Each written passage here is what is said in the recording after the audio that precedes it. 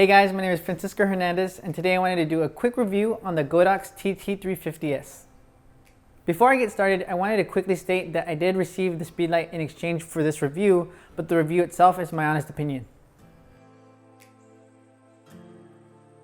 Okay, so the very first thing that I wanted to talk about is the size of the speedlight.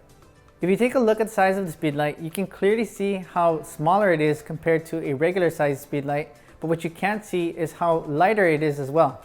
This is going to be very beneficial for those of you who might be traveling or just want a lighter speedlight to work with. The size and the weight of the speedlight is perfect for keeping your camera bag light, especially if you need a 2 or a 3 light setup. The next thing that I wanted to talk about is the power of the speedlight, and the Godox TT350S has a little bit more than half the power of a normal size speedlight.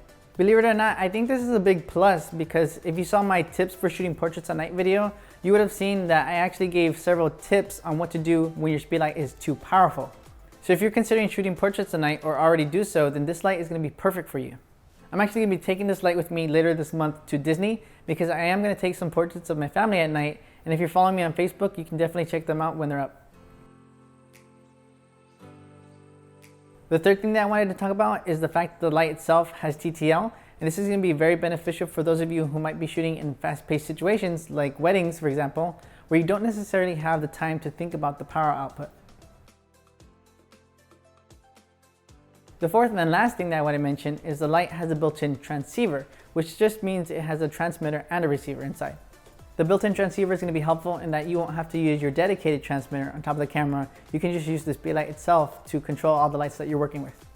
It's also going to be beneficial in case you just lose or you break your dedicated transmitter, so you can think of the speedlight as a light and a backup transmitter as well.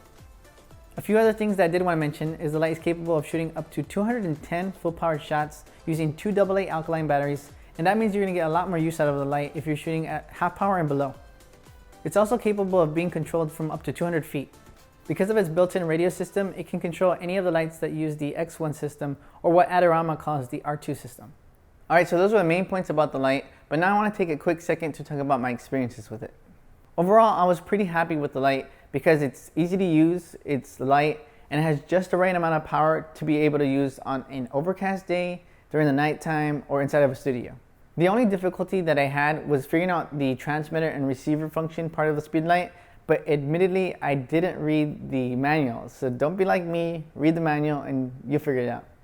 Alright, so that's pretty much it for this review. I hope you guys enjoyed it, and if you did, please give the video a like. I do have some behind the scenes footage of some shots that I took using the speedlight, just so you can see what the light is capable of. Alright, take care guys, and see you in the next one.